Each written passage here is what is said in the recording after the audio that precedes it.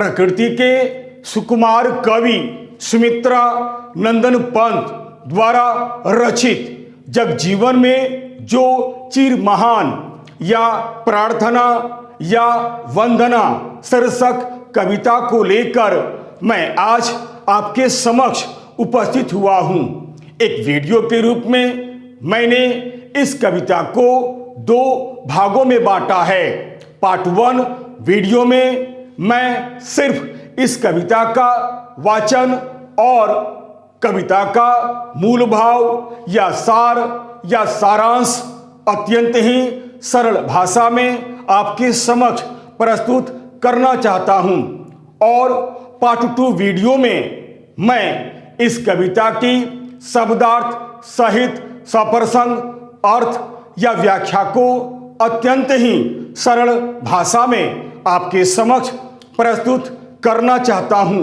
नमस्कार, Hindi educational channel में मैं आपका हार्दिक अभिनंदन करता हूं। तो आइए अब मैं समय न लेते हुए वंदना या प्रार्थना या जगजीवन में जो चिर महान शीर्षक कविता का वाचन और सार या सारांश या मूल भाव को अत्यंत ही सरल भाषा में आपके समक्ष प्रस्तुत करने की कोशिश करता हूं। इसे आप ध्यान देकर सुनिएगा। कविता का वाचन करने से पहले मैं आपको यह बतला दूं कि इस कविता का नाम कहीं वंदना दिया हुआ है तो कहीं कहीं प्रार्थना भी है। यही नहीं, कहीं कहीं इस कविता का नाम जगजीवन में जो चिर महान भी दिया हुआ है, परंतु ये तीनों शीर्षक एक ही कविता का है। तो आइए अब मैं वंदना या प्रार्थना या जगजीवन में जो चिर महान कविता का वाचन करता हूं, इसे आप ध्यान देकर सुनिएगा। जगजीवन में जो चिर महान सौंदर्यपूर्ण और सत्य प्राण, मैं उसका प्रेमी बनूं नाथ, जिसमें मानवहित हो समान, जिससे जीवन में मिले शक्ति, छूटे भय संशय अंधभक्ति, मैं वह प्रकाश बन सकूं नाथ, मिल जाएं जिसमें अखिल व्यक्ति, दिशि दिशि में प्रेम प्रभा प्रसार, हर भेदभाव का अंधकार मैं खोल सकूं चिर मुंदे नाथ, मानव के उर के स्वर्ग द्वार पाकर प्रभु तुमसे अमर दान, करके मानव का परित्राण ला सकूं विश्व में एक बार, फिर से नवजीवन का विहान।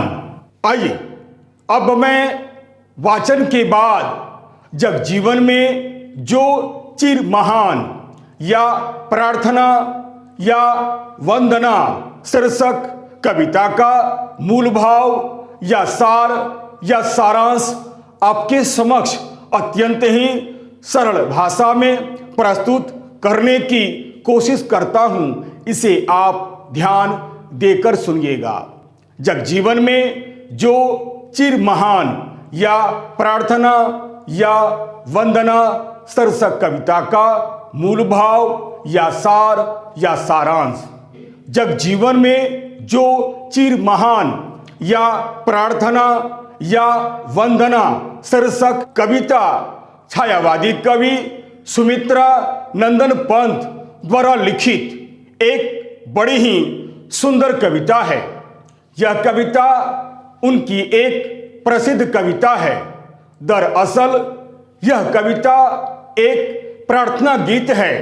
प्रस्तुत कविता में कवि ने मानव के कल्याण हेतु अपने ईश्वर से प्रार्थना की है। कवि इस प्रार्थना के माध्यम से संपूर्ण संसार का कल्याण करना चाहता है, यानी कवि मानव मात्र की भलाई के लिए ईश्वर से प्रार्थना करता है।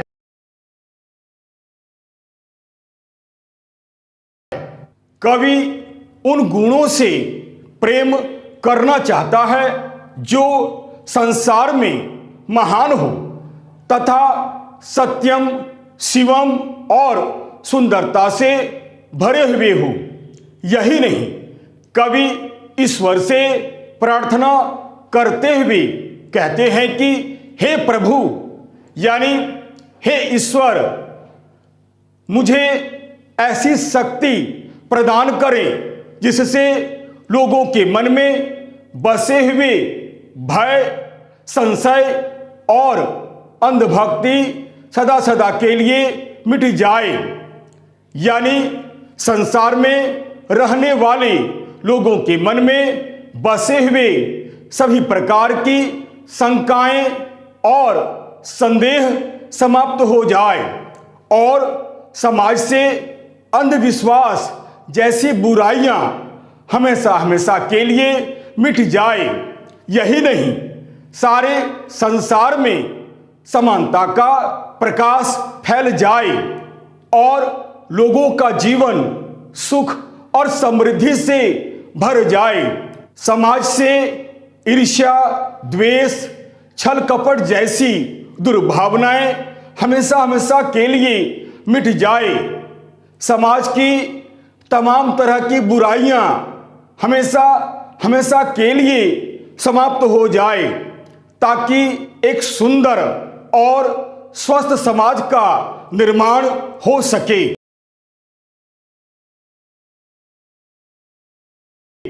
यानी कवि स्वयं एक ऐसा प्रकाश बनने के लिए ईश्वर की कृपा प्राप्त करना चाहता है जिससे सब मनुष्यों में समानता का व्यवहार होने लगे। समाज में मौजूद विभिन्न प्रकार के भेदभाव हमेशा हमेशा के लिए मिट जाए, जिससे समाज में रहने वाले मानव मात्र का कल्याण हो सके। समाज में व्याप्त सभी प्रकार की बुराइयां समाप्त हो जाए। कवि का विश्वास है कि असमानता मिटने पर ही एक नया सवेरा होगा जिसमें सभी मनुष्य सुखी और समान होंगे। कहने का अर्थ यह है कि समाज से वर्ग भेद मिट जाएगा और सब मनुष्यों के साथ समानता का व्यवहार होने लगेगा।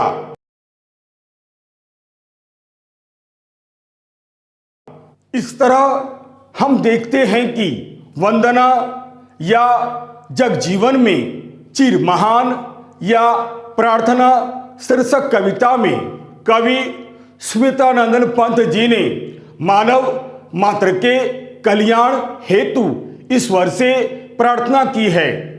यह कविता नहीं है, बल्कि एक प्रार्थना गीत है। यह एक वंदना गीत है। कवि मानव मात्र के कल्याण हेतु ईश्वर से सद्गुणों, सद्भाव और भाईचारे व समानता का वरदान पाना चाहता है, जिसका लाभ हर मनुष्य को मिले।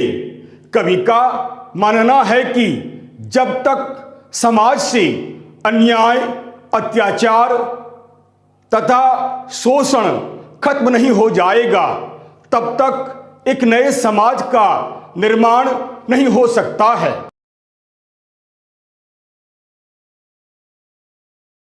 अतः कवि अन्याय व अत्याचार और शोषण का शिकार बने मनुष्य मात्र का उद्धार करने के लिए ईश्वर से अमरदान प्राप्त करना चाहता है। कवि अंत में कहते हैं कि मैं आपका यानी हे ईश्वर बहुत बहुत आभारी रहूंगा। अतः आप मुझे ऐसी शक्ति दें ताकि मैं मनुष्य मात्र के कल्याण के लिए कुछ कर सकूं और एक बार पुनः नए जीवन का सवेरा ला सकूं, यानी प्राणी मात्र को सुखी व समृद्ध बना सकूं, तभी मेरा यह जीवन सार्थक होगा।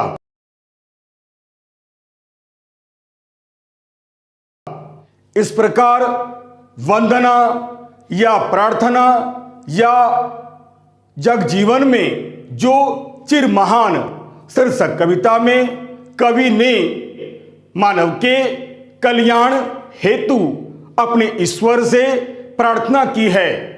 कवि इस प्रार्थना के माध्यम से संपूर्ण संसार का कल्याण करना चाहता है, यानी कवि मानव मात्र की भलाई के लिए ईश्वर से प्रार्थना करता है। यदि आपको यह वीडियो अच्छा लगता है तो आप इसे लाइक करें, शेयर करें और तो और सब्सक्राइब करना आप बिल्कुल नहीं भूलें। याद रखिएगा, मेरा यह चैनल, मेरा यह वीडियो एक प्रकार से एक एजुकेशनल वीडियो है।